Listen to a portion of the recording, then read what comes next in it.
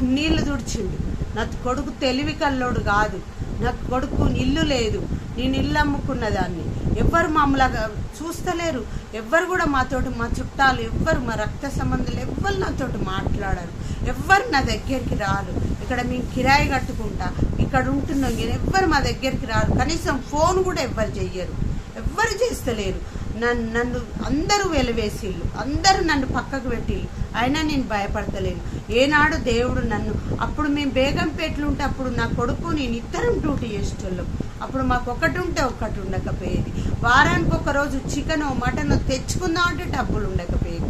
ఇప్పుడు కిరాయి, అక్కడ ఉన్నదానికన్నా ఇక్కడ కిరాయి కట్టుకుంటున్నాం. మాకు ఏది తినబుద్ధి అయితే అది తింటున్నాం, అన్నీ ఉన్నాయి. ఆ రోజు కన్నా ఈ రోజు ఎంతో తృప్తిగా బతుకుతున్నాం. ఆ రోజు కన్నా ఈ రోజు సమస్తము నాకు సమకూర్చుతుండు దేవుడు. నాకు ప్రభువా నాకు ఇది కావాలి అంటే ఆ రోజు కాకుండా తెల్లారి నా కనుల ముందటికి తీసుకొస్తుండు. మీరు నమ్మితే చాలా సంతోషమే. దేవుని నామానికి మీరు మహిమ తెచ్చిన వాళ్ళు అవుతారు. నమ్మలేదా, అది మీ ఇష్టం. నేను మిమ్మల్ని నమ్మియాలని నేను మీ ముందడికి వస్తలేను.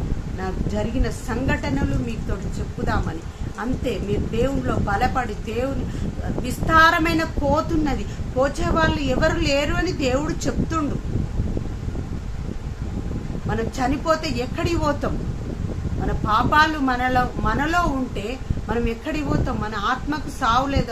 అందరికీ తెలుసు, ఇది అందరికీ తెలిసిన జీవిత సత్యమే. ఇది దేవుడు ఒక్కడే అని కూడా తెలుసు. మిమ్మల్ని మీరు మోసం చేసుకుంటా మీరు బతుకుతానని మీకు ఎప్పుడు అనిపిస్తలేదా? మిమ్మల్ని మీరు మోసం చేసుకుంటున్నారు. దేవుడు అసలైన యేసు ప్రభు ఒక్కడే. ఇది మీరు నమ్మితే చాలా సంతోషిస్తా, నమ్మకున్నా సంతోషిస్తా. దేవుడు ఏదో ఒక రోజు